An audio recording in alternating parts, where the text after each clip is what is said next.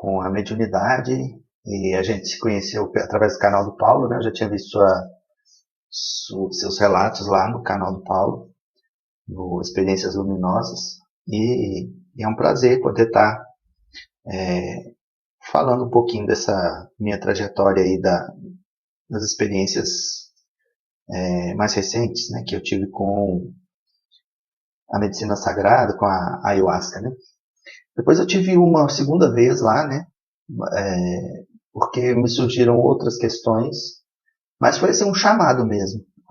Pelo fato de eu ser muito racional, para me tirar assim, um pouquinho do sério, tinha que ser alguma coisa desse tipo mesmo, assim, de sair um pouco do racional, do lógico, do metódico, para poder experimentar realmente, extrapolar esses limites. E sai um pouco do controle também, né? É,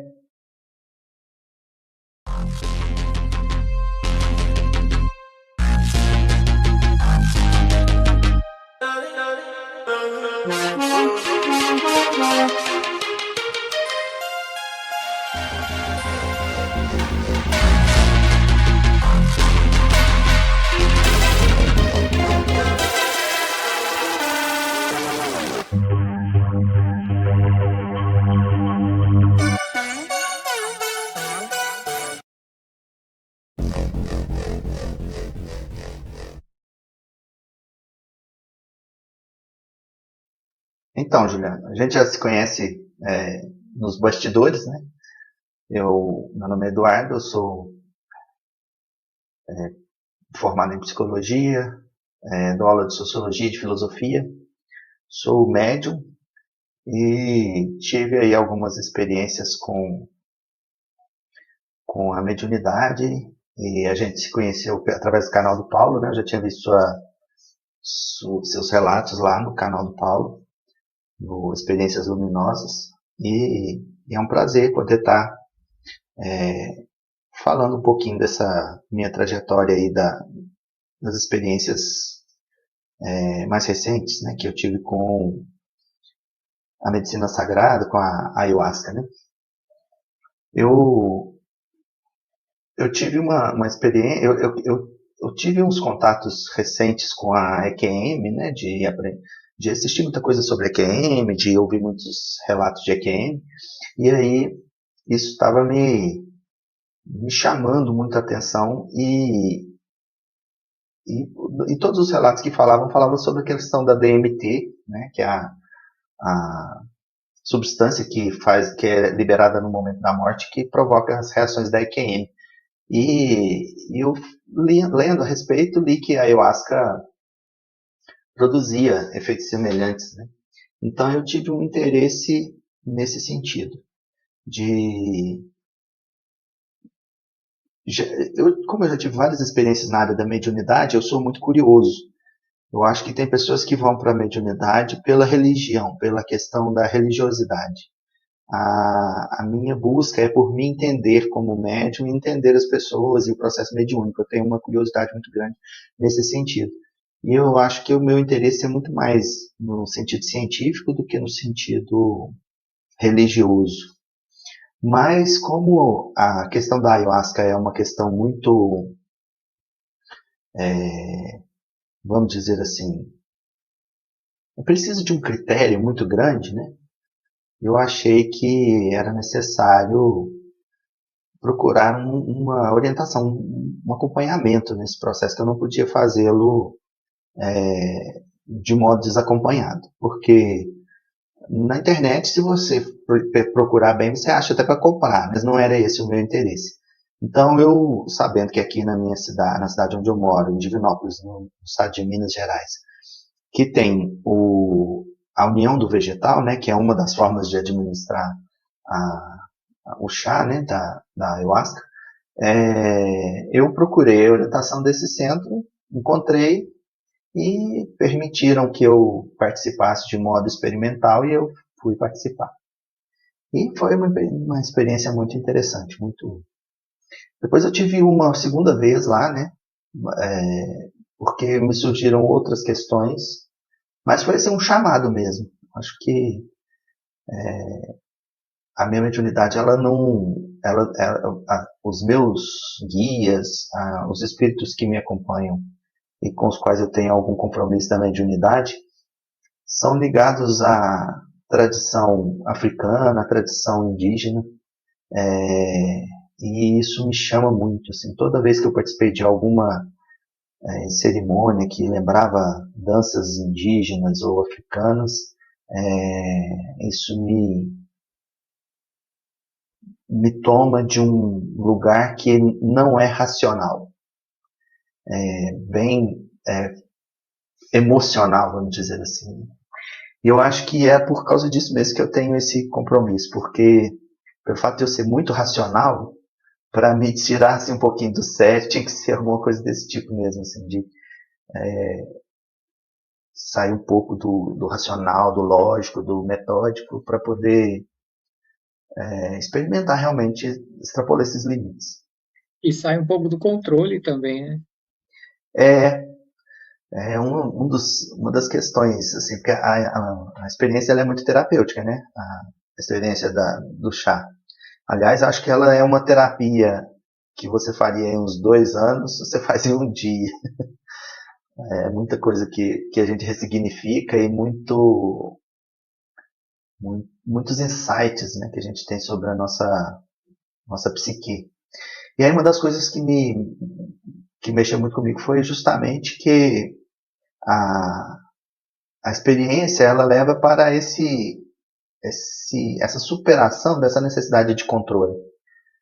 Minha primeira vez na experiência foi muito por essa questão. A segunda vez já foi mais assim, para eu entender um outro lado meu também que estava precisando ser trabalhado. Mas a primeira foi justamente para eu perder esse medo de perder o controle. Então, quando eu percebi todas as fases, né, do processo, que eu imagino que não seja a mesma para todo mundo, né? Cada um tem uma experiência. É a mesma coisa da EQM, as experiências elas passam muito pela nossa cultura, né? E aí a cultura de cada um tem um caráter especial e aí para cada um eu imagino que seja diferente. Mas para mim foi algo assim que que teve assim umas fases e a segunda vez teve as mesmas fases, um pouco menos intensas, mas as mesmas fases. Que é uma primeira fase em que a gente começa a entrar em transe, ou começa a entrar no que eles chamam de borracheira, né? Que é semelhante a um transe, é semelhante a um entorpecimento. E nessa fase dá um certo medo, assim, parece que vem um certo medo porque a gente começa a ver a realidade expandida, a visão é mais nítida, e as sensações também são estranhas, né? São sensações assim que a gente não tem no dia a dia, então você começa a estranhar. Parece que o corpo está entrando numa situação diferente. Mas eu não tive taquicardia, não percebi assim, que estava ofegante, que a respiração estava descontrolada. Não, tudo tranquilo, o corpo normal. A questão é das sensações mesmo. Você começa a perceber a realidade de um modo diferente. E aí, isso foi o interessante. Outras questões que aparecem muito nas minhas duas experiências é a questão da visualização. Eu até procurei a segunda justamente por isso, porque como eu sou médium e eu já vi espíritos em reuniões mediúnicas e já vi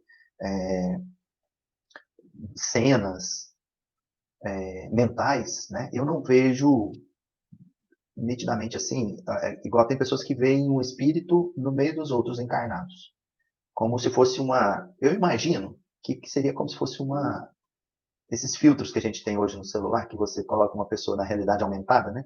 Que você acrescenta uma pessoa assim, parece pelos relatos, pelo que a gente vê. Eu até gostaria de conversar com outros médiums sobre isso, né? De perguntar, porque uma coisa é você falar e tentar convencer as pessoas de que aquilo que você está vivendo não é uma loucura, né? E aí a gente tenta adaptar um pouquinho a realidade para contar para as outras pessoas. E geralmente é isso que acontece na casa mediúnica, né? As pessoas relatam assim, da forma que fica mais fácil das pessoas acreditarem nela.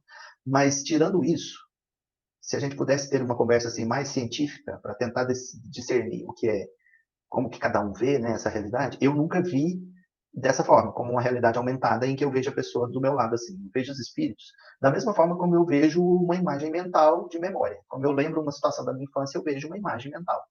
Então eu vejo uma cena, mas é mental, né? Às vezes eu posso estar até de olho aberto e ver essa cena. Só que essa cena, ela é mental. Eu sei distinguir que ela é mental, diferente da realidade física. Na ayahuasca aconteceu isso também. Eu via coisas na realidade física de olho aberto que quando eu fechava os olhos era diferente. O que eu via com os olhos fechados é muito mais amplo e mais complexo. Mas mesmo a realidade física com os olhos abertos, ela ficava mais ampliada.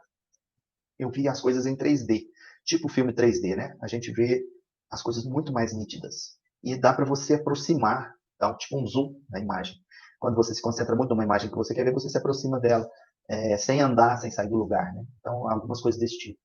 À medida em que a intensidade da substância vai te envolvendo, né? Do chá vai te envolvendo, você vai se envolvendo, as coisas na realidade também aparecem um pouco diferentes. Por exemplo, eu via uma orquídea de longe. No começo eu achei que era só um fenômeno de pareidolia, né? Que é você observar e ver formas humanas ou animais em determinados lugares. Mas na medida em que foi aprofundando a experiência, eu percebi que aquilo era um elemental, como várias narrativas, inclusive os espíritas, no livro dos espíritos e no livro dos médiuns, para os mais céticos, né, fala sobre esses espíritos elementais da natureza.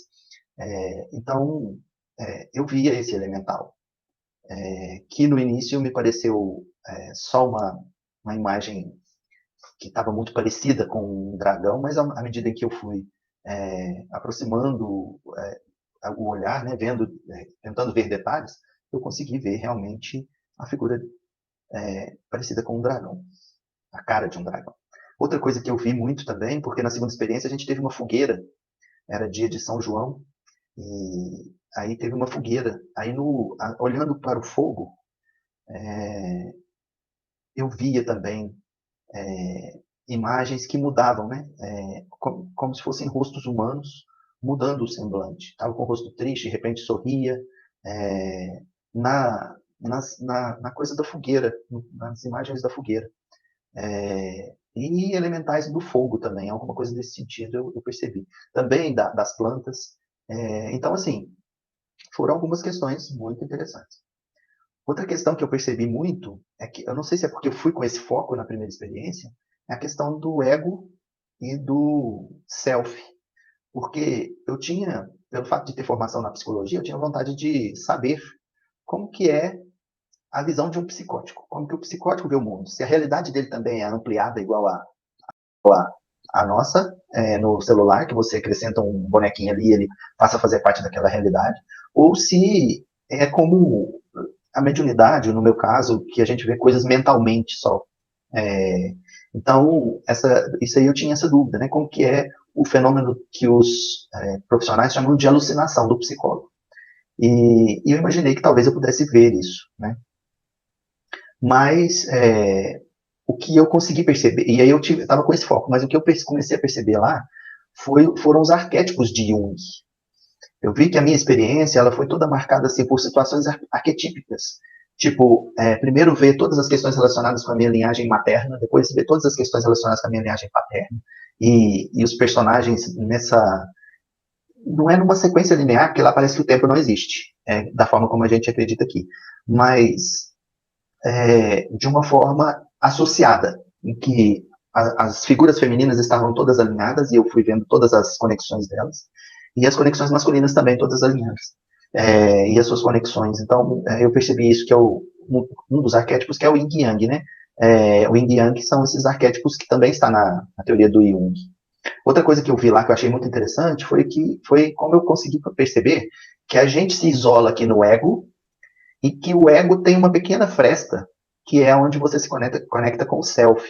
Que o self é uma conexão com esse mundo mais amplo, né? Mas em que os personagens não estão isolados, mas que a gente está todo conectado. Então, esse furo, vamos dizer assim, que há no ego, é onde a gente se conecta com todos os outros egos, ou com todas as outras pessoas, com todos os outros seres. E é essa conexão que é a nossa cura. Então, a proposta de cura do Freud, por exemplo, para a psicanálise, ela é uma ampliação do repertório do ego, né? O ego tem que ter mais opções de de resposta às situações da vida.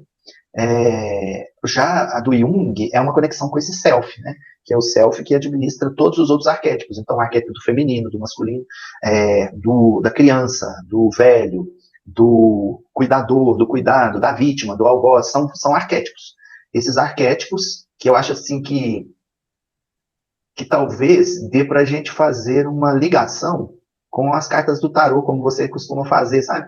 Porque no tarô parece também que tem alguns arquétipos, né?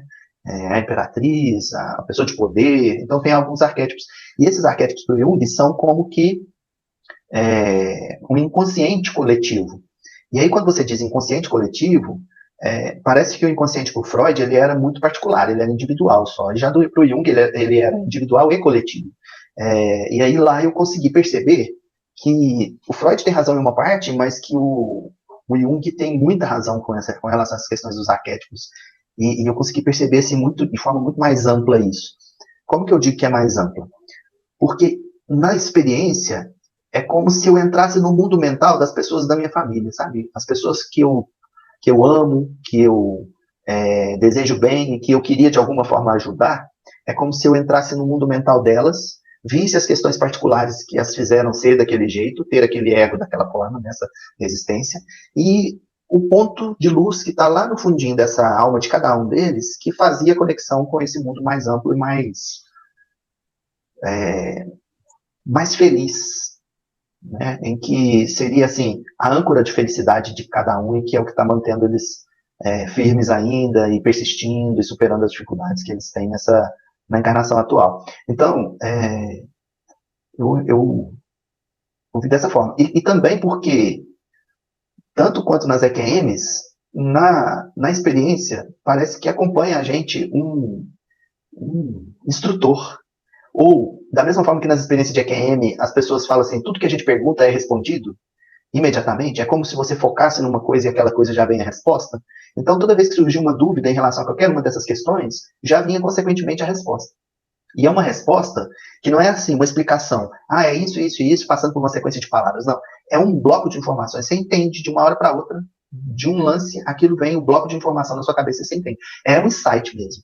É um insight que as coisas se conectam de uma forma que você entende o funcionamento das coisas. Então é isso que é vamos dizer assim, o cerne da minha experiência com a medicina sagrada da ayahuasca, o Ariri e a Charcone. E aí, se você quiser, dentro disso que eu falei, perguntar alguma coisa ou puxar alguma outra questão que você acha importante para a gente comentar. Interessante você falando aí. Na verdade, dá vontade de interromper em alguns momentos, é que a nossa internet não está boa o suficiente hoje para isso, né? Aí eu acabo dando um tempo. Mas essa questão do bloco de informações é muito interessante também, né? Às vezes a gente se depara com essas experiências nos rituais xamânicos, ou mesmo até dentro do próprio campo da mediunidade, esse fenômeno costuma ocorrer. E é interessante porque quando você vai explicar alguma coisa para alguém, você precisa usar todo o conceito das palavras, né? Aí você vai explicar e se a pessoa tem gatilhos, né, que correspondem ao que você está falando, vivências relacionadas àquilo, ela vai entendendo a sua explicação, juntando as coisas e aí entende o que você está falando. Quando a informação é em bloco, é como se a vivência do próprio ser já é o suficiente para ele formular tudo aquilo e aí colocar a resposta na mente, sabe? É como se, por exemplo, alguém pergunta o que é o amor. E aí você vai ter que explicar para uma pessoa que não sabe o que é o amor, sendo que você já tem família, já teve mãe, e de repente aquele indivíduo está aquém de tudo isso, ele quer saber o que é o amor. E aí você, cada aqueles momentos em que o amor se manifestou na sua vida, momentos em que você está com a família numa praia, joga a criança para cima, e entra com ele na água, momento em que a sua mãe canta parabéns para você, os momentos mais belos da sua vida, e toda a sensação que aquilo te trouxe, você catasse tudo isso agora que está dentro de você, e colocasse na cabeça desse indivíduo, ele arregalava os olhos e falava, caramba, então é isso, entende? E a informação em bloco é mais ou menos assim, né? O ser, ele tem todo esse aparato já dentro dele, já sintetizado, ele simplesmente cata e coloca na pessoa e você entende aquela explicação. É mais ou menos isso, né, que me vem à mente quando você estava falando. E é uma experiência assim de integração. A gente integra as informações, né? Porque aqui a gente tem as coisas muito separadas umas das outras. As nossas próprias experiências. A gente tem uma linearidade de contar numa sequência, né? As coisas que vão nos acontecendo. Uma sequência cronológica. Mas na nossa mente essas experiências, isso o próprio Freud e o Jung já concordavam com isso, de que essas experiências na nossa mente, elas não estão lineares, elas não são lineares, elas são vívidas o tempo todo, elas não morrem, né? Então, por exemplo, meu pai faleceu, eu tinha 11 anos, eu estou com 47, ele está vivo dentro de mim, nas minhas memórias, no meu, nas minhas emoções, quando eu vivo situações que são muito semelhantes ao que eu vivi com ele, né, em determinado momento, essas memórias voltam e me emocionam da mesma forma, mesmo tendo passado aí 30 e tantos anos. Então, na nossa mente, elas já não são lineares, né? A própria conexão neuronal nossa, ela é muito plástica, né? As sinapses cerebrais, para você encaminhar uma memória a outra memória, elas são muito radiais mesmo, elas não são lineares. Agora, quando você está numa experiência assim, é como se você saísse da linearidade aqui da Terra, né? Aqui a gente tem claro, escuro, frio e quente, branco, preto, os contrastes, né, entre as coisas aqui que fazem a gente perceber como é bom amar, como faz falta um amor. Como é bom cuidar e ser cuidado, como faz falta o cuidado e ser cuidado. Então, assim, aqui é o mundo dessas experiências duais, né? Como é bom estar amigo de uma pessoa, como é ruim estar inimigo de uma pessoa. Então, para a gente entender o valor de cada coisa, a gente precisa de perceber a falta dela, né? E aí, por isso aqui a gente tem essas experiências muito duais. Mas no momento da experiência, a gente integra essas coisas. E integrar esses momentos é muito libertador, vamos dizer assim. Por exemplo, eu percebi, quando eu visitei o mundo de uma pessoa que eu ofendi, em algum momento da minha vida, a não necessidade daquilo. Isso a gente vê no dia a dia também, né? Não precisa da experiência da ayahuasca para a gente perceber, assim, logo depois que a gente machuca alguém, a gente fere alguém, os sentimentos de alguém, a gente já se arrepende. Mas lá a questão não era arrependimento, a questão lá era a integração disso. Eu ver as coisas de uma forma e de outra ao mesmo tempo. A forma, os momentos de amor e de erro entre eu e essa pessoa ao mesmo tempo. Então, quando integra isso tudo, a gente percebe a banalidade de tanta coisa na Terra. E a gente percebe o quanto é importante a gente cultivar o amor incondicional. Mas fulano me ofendeu. Tudo bem, isso aqui vai passar, isso aqui é só uma experiência. Ele te ofendeu, mas em outra vida talvez você já tenha ofendido ele também. E é difícil você conciliar isso com todas esses momentos que a gente está vivendo, que eu entendo socialmente falando, porque socialmente falando, a gente viveu um período de submissão a muitas autoridades. A história da humanidade é de um grupo majoritário, assim, uma maioria de pessoas em número, obedecendo a um grupo minoritário de pequenas pessoas. E que gera muita desigualdade social, muita injustiça, muitos problemas sociais. A gente tem visto isso ao longo da nossa história mundial, né?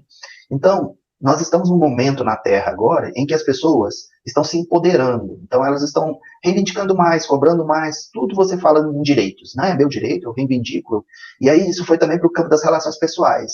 Você não aceita mais ser submisso a outra pessoa, não aceita relação tóxica, não aceita um tanto de coisas que, em matéria de evolução de seres humanos na Terra, é algo bom, porque você tolerar o mal e aceitar que as pessoas façam mal contra você é um ato de desamor, né? É um ato de não se amar. Mas, quando você percebe essa integração, ultrapassa todos esses limites. De você perceber que está tudo certo, né? Todas as coisas estão no seu devido lugar. E que isso é muito passageiro. Então, é difícil você conciliar a história linear da humanidade e das pessoas mais pobres, das pessoas mais sofridas, das pessoas discriminadas, das pessoas intoleradas, e conciliar com essa visão de amor incondicional. Você amar o seu algoz, amar a pessoa que te ofende e perceber que está tudo certo, integrar tudo isso, é um desafio. Mas é também libertador. Eu não saí dessa experiência, mas menos intolerante quanto ao erro das pessoas. Não saí dessa experiência assim, mas com uma compreensão muito mais ampla disso tudo. Porque a A gente está numa experiência muito focada. E de vez em quando a gente precisa de tirar o foco. E ampliar isso aí e colocar um foco mais amplo. Porque se a gente ficar preso a muitos detalhes, a muitas picuinhas, a gente vai criar uma sociedade muito isolada, né? Então, eu acho que a gente tem que ter o ego é importante. Não dá para a gente falar assim, não, vamos acabar com o ego e agora a gente não vai ter mais nenhuma iniciativa de proteger a si mesmo enquanto pessoa. Nós vamos só proteger o coletivo. Não dá para fazer assim. Não é uma possibilidade agora, nesse momento. E eu acho que para a saúde psicológica, tanto para o Jung, tanto para o Freud, o ego é importante. Agora, do ponto de vista do Jung, o ego ele é mais um arquétipo importante, que você precisa dele para o dia a dia, mas junta outros. Conecta com a sua criança interior, para você não ficar com o ego muito rígido. Conecta com o seu velhinho sábio, conselheiro. Conecta com a sua maternidade, seja mãe. Conecte com a sua paternidade, seja pai. Tenha um olhar paterno ou materno para com as pessoas com as quais você convive. Conecte com a sua vítima, para você entender as pessoas que são vítimas. Mas conecte também com o seu algoz, para você entender o drama que cada algoz vive também. E aí a gente tentando integrar todos esses arquétipos, né? A gente vai conseguir um trânsito mais livre na vida. Eu acho que é isso que a gente consegue. A gente consegue transitar com mais flexibilidade e com mais jogo de cintura na vida. Que é um jeito de viver mais saudável, né? Porque todas as estruturas muito rígidas, um ego muito rígido, uma postura muito rígida, sempre vai atrair mais karma, mais dores para você e para o outro. Quanto menos rígido e mais flexível, mais compreensivo a gente conseguir ser, mais a gente consegue. A questão que eu acho é que, às vezes, eu vi uma frase essa semana dizendo assim, que a maioria dos nossos problemas de relacionamento, de 100 problemas de relacionamento, 95 são por causa do jeito de falar e 5 são por incompatibilidades reais. Então, às vezes, a maioria dos nossos problemas de relacionamento, as nossas dores, nossos sofrimentos nos relacionamentos uns com os outros atualmente, é muito pelo jeito de falar. Às vezes a gente já está com tanto medo, e a nossa sociedade tem uma cultura de medo milenar, né? Acho que mais de 15 ou 20 milênios aí, a gente pode julgar de medo, ou muito mais que isso, porque desde a caverna que a gente tem medo de tudo, né, à nossa volta, e a gente foi, vamos dizer assim, adestrado para o medo, e aí a gente já fica com medo de conversar com as pessoas, e quanto mais a gente reage no medo, mais a gente corre o risco de errar. Quanto menos medo a gente tiver e mais tranquilidade, percebendo que existe uma lei de amor que está fazendo tudo funcionar em harmonia, que tudo está certo, está no seu devido lugar e que as coisas vão se ajeitar, você não tem tanto medo. E aí, diminuindo esse medo, você consegue mais agir do que reagir. Porque a maioria das nossas, de tudo que a gente tem feito na Terra, nas nossas encarnações inúmeras, é muito mais reatividade do que atividade mesmo, real, própria, de iniciativa.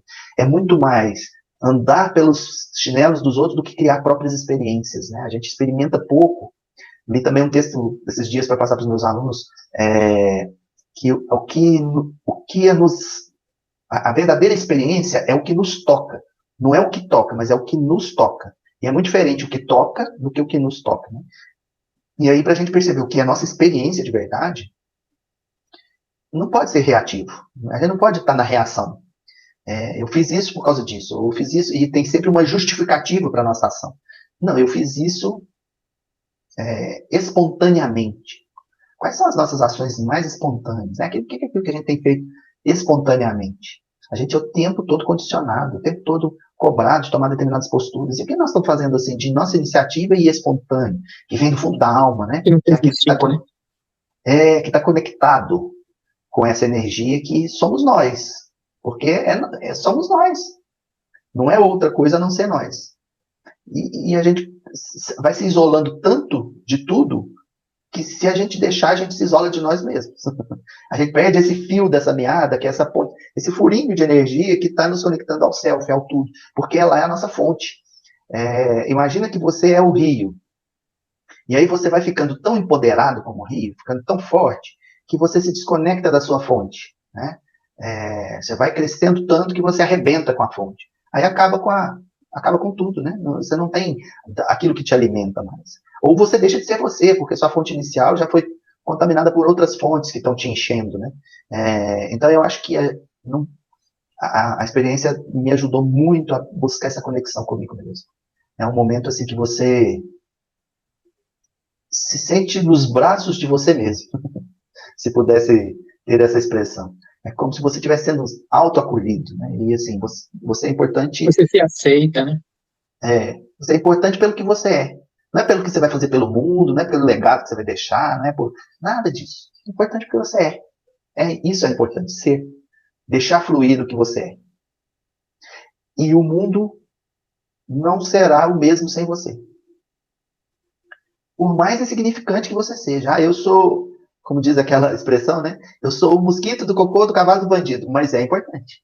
Né? Faz parte do processo. Faz parte de um ecossistema, de um conjunto que a sua ausência faz com que ele deixe de existir. Nós só somos porque estamos todos num conjunto complexo que é o todo. E o todo, sem uma de suas partes, deixa de existir, deixa de ser todo. Então você precisa existir o tempo todo. Não dá para abdicar de você. E aí, quando eu entendo isso, eu não posso abdicar de mim. E não posso abdicar de nenhum dos outros. E quando eu percebo isso, eu percebo você como uma parte de tudo que eu sou. E eu consigo perceber que aquilo que eu não consigo saber por mim mesmo, você pode me contar. E aquilo que você não consegue saber por você mesmo, eu posso te contar.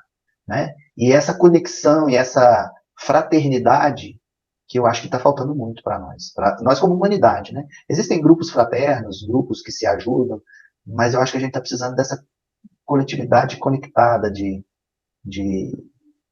usufruirmos uns dos outros como um todo. Né? Usufruir no que eu digo não é um utilitarismo, mas um curtir isso, né? Você se sentir parte. A maior causa de suicídio no mundo é você se sentir totalmente isolado, né? Você não se sentir parte de nada. Por que isso? Porque nós estamos nos desconectando uns dos outros. E a gente precisa se sentir conectado. Faz parte disso. Faz parte de tudo isso, essa vivência. Que bom que eu sou empoderado e que eu não aceito ninguém faz nada de me prejudicar. Mas se esse empoderamento está me fazendo ficar sozinho, é como o Pequeno Príncipe reinando sobre um planeta isolado que não tem ninguém para... E aí ele começa a achar coisas para cuidar, a Rosa, e a gente precisa desse... Né? E aí ele começa a fazer visitas. Porque que adianta eu ser rei de mim mesmo, num planeta isolado, sozinho, em cima do meu trono, fazendo como diziam os Beatles, né? Criando nowhere plans for nobody. Criando nenhum plano para ninguém. Fala aí, Juliano, você tem muito a contribuir. Eu só estou ouvindo aqui, estou achando interessante todas as suas falas. Que pena que a nossa conexão não está muito legal, mas acho que vai ficar legal depois, quando a gravação sair. Né? Mas a impressão que se tem é que essa parte da experiência que você teve com o ritual, ela mostrou bastante o poder de integração que é necessário, né? Integrar todas essas coisas dentro de um único indivíduo e o desenvolvimento da própria empatia também. Perceber que você é no mundo, tem os outros também, que eles representam para você, eles representam em sua vida, né? Você falou sobre o tocar, né? Como você se sente tocado, como nós tocamos o outro, como as coisas que os outros fazem nos tocam, né? Me lembrou daquela frase em que o ato de você atingir a sensibilidade do outro também é muito importante, sabe? E eu lembro que a frase, ela dizia, as pessoas vão esquecer do que você fez, elas vão esquecer do que você falou, mas jamais esquecerão de como as fez sentir, entende? Então isso é muito importante também, né? E todas essas experiências, elas trazem algo que é para nossa alma mesmo experimentar, né? É uma coisa muito profunda, sabe? E às vezes cada experiência, uma experiência, ela vai tratar com um aspecto que é muito necessário, né, dentro de cada um de nós. E as experiências, elas são muito próprias, né? E às vezes amanhã você não vai ter algo tão similar quanto essa, mas você vai ter outra coisa a ser tratado também em outro aspecto da vida. E assim vão acontecendo as coisas. Quando você fala sobre Jung, você me deixou curioso aqui. Na verdade, essa ideia, depois que você analisa sobre esse aspecto, e principalmente esse aspecto mais expandido, né, os conceitos de Jung, essa ideia dele de encontrar nos arquétipos no inconsciente, né, ou no subconsciente. E aí isso vem de lá de trás. E aí nós temos a expressão self também. Você, em algum momento, você percebe que ele dá uma ênfase para algo que esteja além do ser humano, extrafisicamente falando. E se isso aconteceu, está próximo, ou seria depois daquela experiência de EQM que Jung chega a ter? Historicamente, eu não saberia te precisar agora se isso foi antes ou depois. Existem vários relatos de Jung com experiência xamânica também. Ele também quis visitar um xamã. E eu imagino que seja antes, seja posterior à experiência dele com a EQM. Porque isso, de certa forma, abriu assim, a mente dele para ver outras possibilidades. Né? A teoria do Jung ela vai muito no sentido da individuação. O que ele chama de individuação? É diferente de individualização. Né? O que a gente está vivendo hoje na nossa sociedade é essa individualização. Você é você e é importante você ser você e se isolar dos outros de algum modo para se blindar contra possíveis ameaças. E o processo de individuação do Jung é justamente o contrário. É você conseguir conectar e integrar essas partes arquetípicas, né? E conseguir achar dentro desse conjunto todo um centro de gravidade de todos esses arquétipos, né?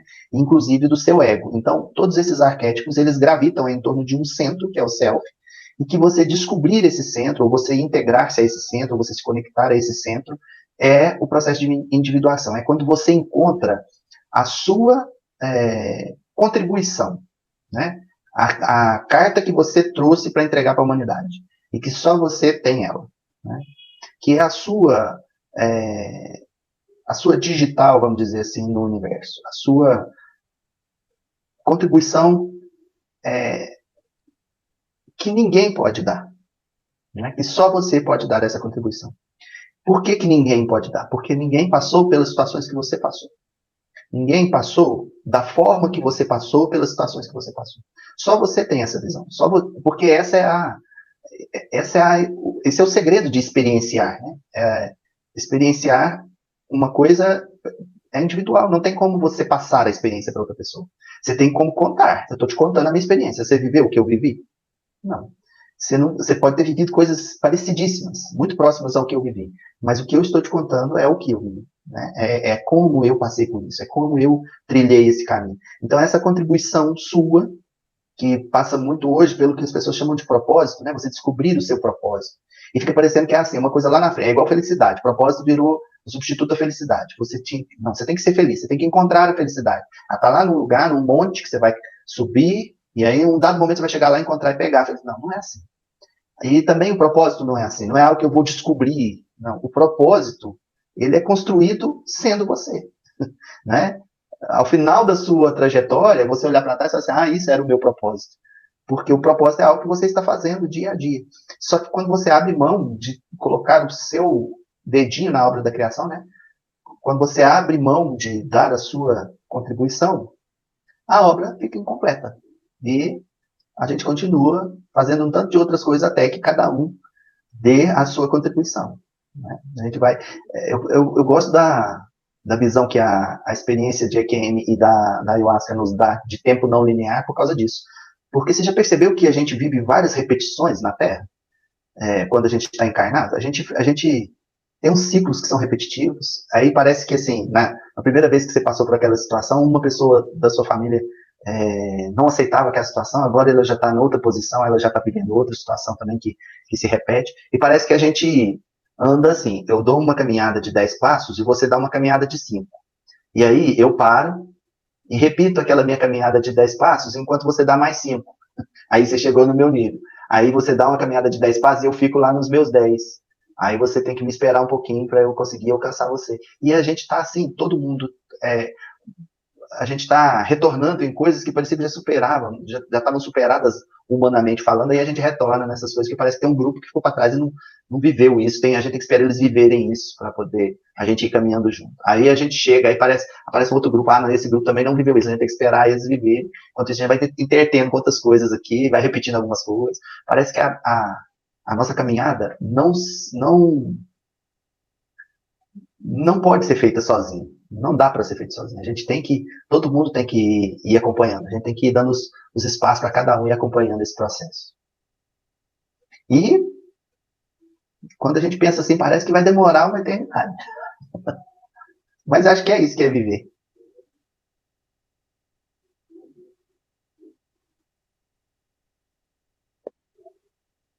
Eu acho que vocês estão me esperando. Eu estou atrasando todo mundo aí, mas vocês estão me esperando. Sei lá, viu? Eu acho que não tem ninguém melhor do que ninguém, nem pior do que ninguém. Todo mundo está no mesmo patamar. Acho que eu falei isso no canal lá do Paulo e algumas pessoas acho que não concordaram, porque todo mundo fala que a grande mensagem do Cristo é o amor.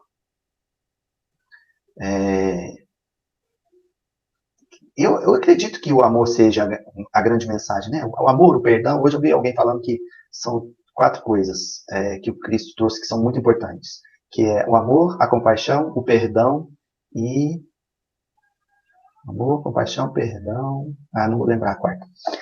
Mas não é a que eu acho, que é a humildade. Porque aqui, na nossa experiência terrestre, a gente está sempre colocando alguém na frente e alguém atrás. Alguém acima e alguém abaixo. A gente está sempre nesse dualismo, né? E a gente está sempre considerando alguém mais evoluído, alguém menos evoluído. E não é assim que funciona. A abelha parece significante, mas se a gente perder todas as abelhas da Terra, a gente acaba com o nosso ecossistema. E a gente pode ter uma extinção em massa. Então, ela parece que assim, não tem. Né? Qual é a importância dela? Então, todos são muito importantes. E não são importantes por causa de qualidades essas ou aquelas. São importantes porque fazem parte do todo. Né? E não é porque eu aprendi uma coisa que você não aprendeu que eu sou melhor do que você. E nem você aprendeu uma coisa que eu não aprendi que eu sou melhor. Não. São trajetórias individuais e só você pode saber o que você é melhor do que você era. E eu posso saber o que eu sou melhor do que eu era. Eu só posso me comparar comigo mesmo. Não dá para me comparar com os outros. Toda comparação com os outros vai ser parcial, vai ser uma visão distorcida, não vai ser uma visão real da situação. E aí, no Evangelho segundo o Espiritismo tem uma frase que eu gosto muito, que os espíritos respondem que a humildade é o sentimento que nivela os homens. Então, nós todos estamos no mesmo patamar. Humildade é isso. E aí fica parecendo assim, a gente sempre pensa humildade como uma pessoa submissa a outra, uma pessoa que se submete. Não. Ser humilde é eu não aceitar que eu sou pior do que você e não aceitar que eu sou melhor do que você. Eu sou igual a você. Né? Nós somos iguais. Não há diferença. Mas alguém aprendeu muito mais. Eu não formei na Harvard, alguém formou na... Isso aí é tudo. Chegará um momento, ou na eternidade, que as coisas são todas é tudo igual. Né? E aí, essa nossa arrogância de achar que um é melhor que o outro é o que está fazendo a gente fazer o que a gente faz com a nossa natureza. A gente acha que o ser humano é o ser supremo da natureza. E que as coisas foram feitas todas para nos servir. Eu acho horrível quando eu vejo, por exemplo, alunos meus ou colegas meus que deixam o prato que eles comeram na refeição na escola pública no meio do pátio, porque tem uma senhora que vai lá pegar. Eu sei que é a função dela, que é o trabalho dela, que ela faz isso porque ela quer trabalhar, ela precisa trabalhar, mas eu não preciso deixar lá no pátio, eu posso levar e deixar no refeitório. Né? Eu posso contribuir um pouquinho com o trabalho dela. E eu perceber que ela é tão importante quanto eu. Porque se ela não estiver alimentando os meus alunos na hora certa, eles não vão conseguir prestar atenção nas aulas da forma correta. Porque alguns sentem muita fome, né? E tem na merenda escolar um alimento importante da refeição do dia. Então, enquanto a gente tiver essa desigualdade de algumas pessoas se arrogarem mais importantes que as outras, e aí a gente acha que a gente é mais importante do que as plantas. Se as plantas acabarem, se elas deixarem de fazer o serviço delas, eu não vou mais respirar. Eu não vou mais respirar. E aí as pessoas pisam nas plantas com uma superioridade, né? Achando que, não, se elas se rebelarem, nós estamos todos perdidos. Se elas falarem assim, agora acabou, não vou, não vou absorver mais o seu lixo respiratório. Vocês que se viram para produzir oxigênio. Acabou tudo, né? Então nós estamos todos hiperconectados, mais do que a gente imagina.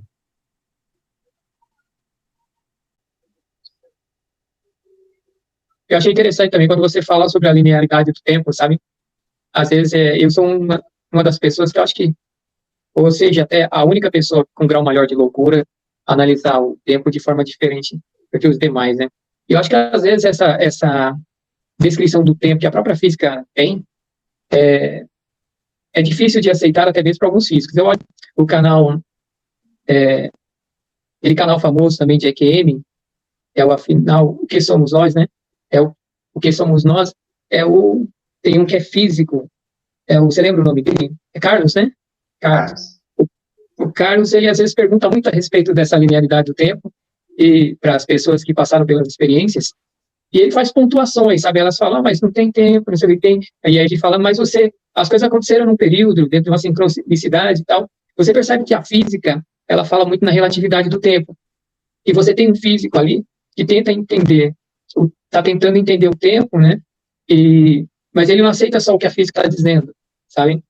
E essa relatividade do tempo é que é interessante, porque as pessoas falam que o tempo se iniciou com o Big Bang, não existia tempo, né? E aí tudo ocorreu a partir do momento da grande expansão.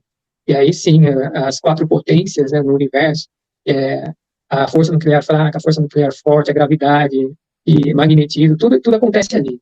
E o tempo está aí embutido na questão.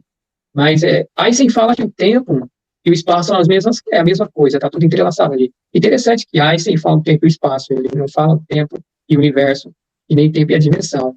Ele fala o tempo e o espaço. E o espaço é uma coisa que está aí por todo sempre, né? Ainda que não tivesse o universo, o espaço estaria aí à espera, né? E é como se o tempo fosse tão antigo quanto a eternidade, sabe? E aí eu comecei a analisar. A gente acha, por exemplo, que o tempo é relativo, e então ele seria fixo em algum ponto, porque se antes do universo existir, existiam o que os físicos chamam de microcordas, membranas, energia de ponto zero, né? Se tudo isso existia, é possível, e o que a matemática e as especulações científicas falam, então se isso existia, tudo isso precisa de um trabalhar, de uma síntese de pulsação, sabe, de ciclos, a energia de ponto zero, a energia nunca está parada. Então, se é algo que está em movimento, o tempo está atuando ali de alguma forma. Uma única oscilação de energia, ela tem seus picos e vales ali, ainda que seja na escala menor que se possa imaginar. Então, tempo não seria tão relativo assim, o que é relativo é a forma com que as dimensões e os seres dimensionais se relacionam com ele, sabe? Eu imagino o tempo como um eixo principal, como as engrenagens do relógio, né? E aquele eixo, ele é próprio e ele tem toda a sua particularidade ali de movimento, e as engrenagens, elas vão variar, e as menores vão girar mais rápido, as maiores vão girar mais devagar, mas o eixo, né, o centro do tempo, sabe, o pivô de tudo aquilo ali, ele tem a rotação dele, e ela é contínua e eterna, entende? E ele é tão eterno quanto a eternidade, sabe? E aí sim, a forma com que nós nos relacionamos, se você está num planeta pequeno que gira muito rápido, você percebe o tempo de uma forma, se você estiver num planeta grande, você vai perceber de outra forma, se você estiver solto no universo, você vai perceber de outra forma, mas é a forma que a gente se relaciona com ele. Mas ele seria eterno, entende? Então é mais ou menos isso que me vem à mente quando as pessoas falam em tempo, nas experiências de EQM, ou mesmo em experiências espirituais. Mas só um desvaneio.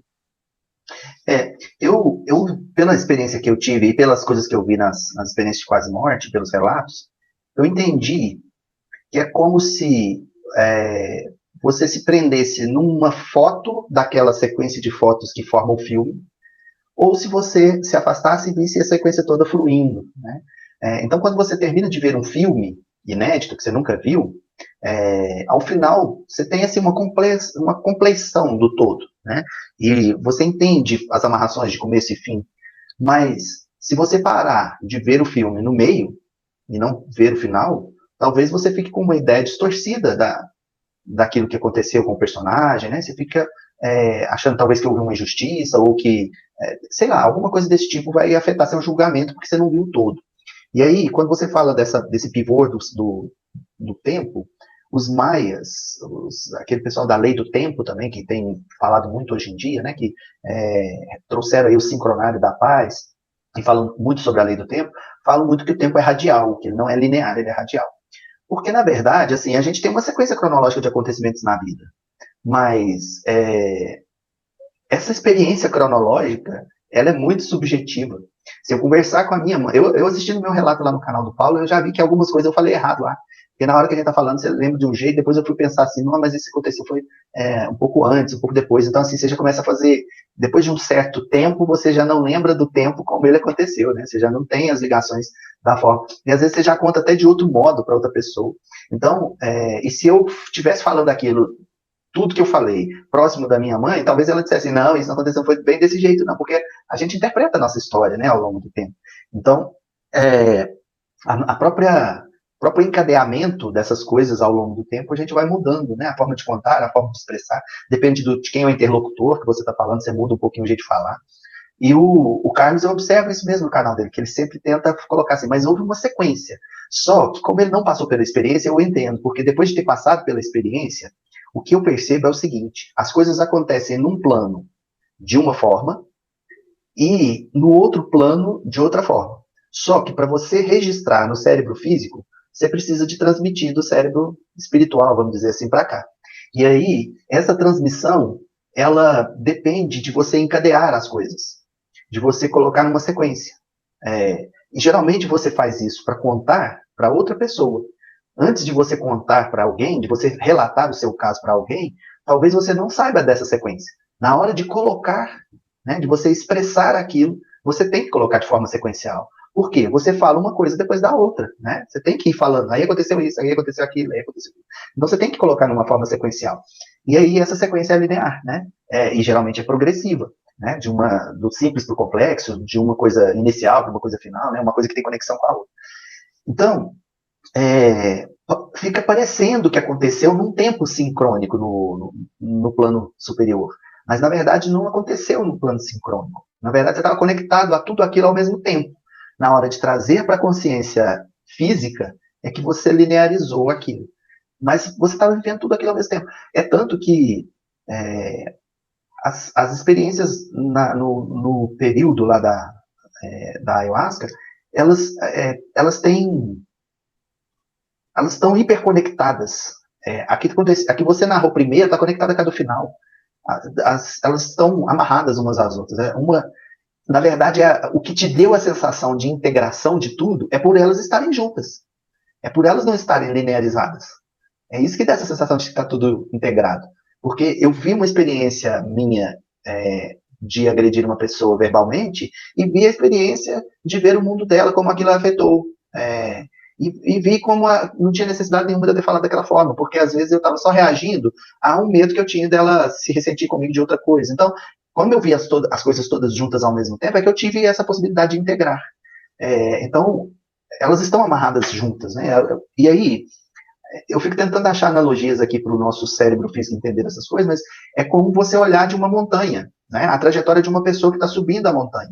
Se você fala para a pessoa que está lá no começo do pé da montanha, aqui no meio do caminho tem um buraco. Se você tivesse poder de comunicar com ela com o celular, mandar um zap para ela naquele momento, falar assim, aqui, no meio do caminho tem um buraco.